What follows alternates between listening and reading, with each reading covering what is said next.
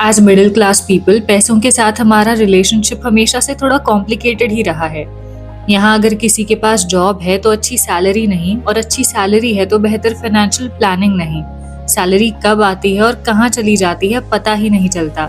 लेकिन अगर आप अपनी लाइफ में पैसों के इस नेगेटिव पैटर्न को तोड़ना चाहते हो, एक फाइनेंशियली इंडिपेंडेंट और आज़ादी भरी लाइफ जीना चाहते हो, then my friend this video is for you. Hey everyone, I am Rudraveena and welcome to untold stories. The psychology of money एक ऐसी किताब है जो पैसों को लेकर डायरेक्टली आपके माइंडसेट को टारगेट करती है। ये बुक हमारे लाइफ में पैसे और वेल्थ के असली मकसद को एक्सप्लोर करती है।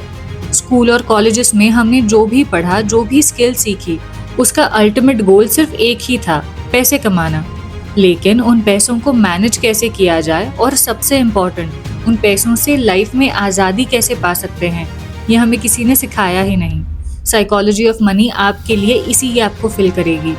द साइकोलॉजी ऑफ मनी इस बुक से लिए गए ये 5 इंपॉर्टेंट पॉइंट्स पैसों के साथ आपके रिलेशनशिप को लेकर आपकी थॉट प्रोसेस को पूरी तरीके से चेंज करने वाले हैं। क्या पैसा मटेरियल चीज़ों को खरीदने का सिर्फ एक माध्यम है? क्या पैसों से आज़ादी खरीदी जा सकती है? और जितने ज़्यादा पैसे उतनी ज़्यादा खुशी, क्या ये नोशन सही है? आने वाले इन 5 पॉइंट्स में आपको इन सारे सवालों के जवाब मिल जाएंगे। So let's understand money and explore its true purpose in our life. Principle number 1, know your intentions with money. अगर आप किसी भी इंसान से पूछो कि वो पैसे क्यों कमाता है, तो लगभग हर बार आपको एक ही जवाब मिलेगा, घर चलाने के लिए। हमारे लिए पैसा बस चीज़ों को खरीदने का एक मीडियम बन चुका है। लिमिटेड पैसे हों तो ज़रूरत की चीज़ें खरीदने का, और ज़्यादा हों तो लग्जरी प्रोडक्ट्स खरीदने का। ये बात सही है कि कई बार अपनी बेसिक ज़रूरतों को पूरा करने के लिए भी पैसों के पीछे भागना पड़ता है। लेकिन इस बात को बहुत ही कॉन्शियसली सोचने की ज़रूरत है कि हम पूरी लाइफ पैसों के पीछे नहीं भाग सकते, और ना ही इस तरीके से एक फुलफिलिंग लाइफ जी जा सकती है। तो थोड़ा रुक कर खुद को एनालाइज करो, खुद से ये सवाल करो कि असल में आपको कैसी लाइफ जीनी है। आज से कुछ साल बाद आप खुद को कहाँ देखते हो? जिस पैसे का पीछा आप कर रहे हो, उसे कमाने का आपका असली मकसद क्या है? बड़ा घर, बड़ी गाड़ी, लग्जरी ब्रांड्स, या फिर freedom? Number 2, freedom is the real wealth. Imagine करिए आपके लाइफ की एक ऐसी सुबह जो स्लो, पीसफुल और ग्रैटिट्यूड से भरी है। कोई अलार्म्स नहीं, काम पर पहुंचने की भागदौड़ नहीं। आप अपनी मर्जी से, अपनी शर्तों पर काम कर रहे हो। आपके डिसीजंस आपके अपने हैं, आपको किसी की परमिशन लेने की ज़रूरत ना हो। You are happy and content. Income छोटा हो या बड़ा, शुरुआत में पैसों को सेव करना और इन्वेस्ट करना मुश्किल लगता है। आपको अपनी मटेरियल इच्छाओं पर कंट्रोल रखना होगा, थोड़े सैक्रिफाइसेस भी करने होंगे। हो सकता है आपकी कोई मनपसंद चीज़ आप ना खरीद पाओ, या उस लग्जूरियस वेकेशन पर ना जा पाओ, because you are saving and investing your money. लेकिन यही बचत आने वाले सालों में आपके लिए आपकी आज़ादी के दरवाजे खोलेगी। आपके पास कितनी महंगी गाड़ियां हैं या कितने ब्रांडेड वॉचेस और कपड़े हैं, ये आपकी वेल्थ को डिफाइन नहीं करता। आपकी असली वेल्थ है आपका फ्रीडम। अगर आपके ऑफिस का एनवायरनमेंट टॉक्सिक हो जाए, तो क्या आप बेझिझक होकर जॉब छोड़ सकते हो? क्या आप कुछ महीनों के लिए बिना पैसे की चिंता किए अपने काम से ब्रेक ले सकते हो? अगर पैसों के बदले में कोई आपसे ऐसा काम कराना चाहे जो आपके एथिक्स के खिलाफ है, तो क्या आप उसे कॉन्फिडेंटली ना कह सकते हो? अगर इन सवालों का जवाब हाँ है, तो आप आज़ाद हैं और सही मायने में वेल्दी हैं। आपका इनर पीस, आपकी लाइफ पर आपका कंट्रोल और जिंदगी को अपनी शर्तों पर जीने की आज़ादी आपको रिच बनाती है। Number 3, more money does not mean more freedom. ऐसे कई लोग हैं जो लाखों में पैसे कमाते हैं, मगर उनका सारा पैसा उनके बड़े बड़े EMIs और लग्जूरियस लाइफस्टाइल को मेंटेन करने में ही खर्च हो जाता है। और ऑफिस में बॉस की स्ट्रिक्ट डेडलाइंस की वजह से परेशान रहते हैं वो अलग। इतने सारे पैसे कमा कर भी वो इस रैट रेस से बाहर निकलने का सोच भी नहीं पाते।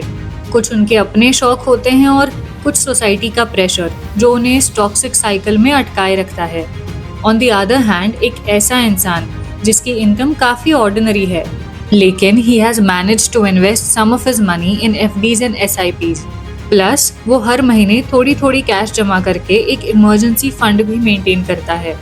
ऐसा आदमी पैसों को लेकर हमेशा डरा हुआ नहीं रहता, वो फाइनेंशियली और इमोशनली भी एक पीसफुल और बैलेंस्ड लाइफ जीता है। Number 4, start small but start today.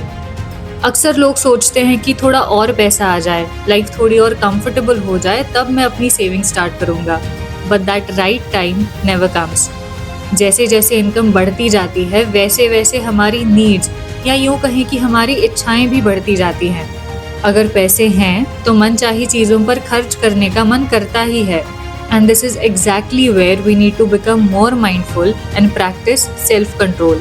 आज आपकी इनकम चाहे थोड़ी कम ही क्यों ना हो, कोशिश करिए कि उसमें से कुछ अमाउंट आपकी इन्वेस्टमेंट्स में जाए और कुछ अमाउंट आपके पास as an emergency fund save करी हुई हो।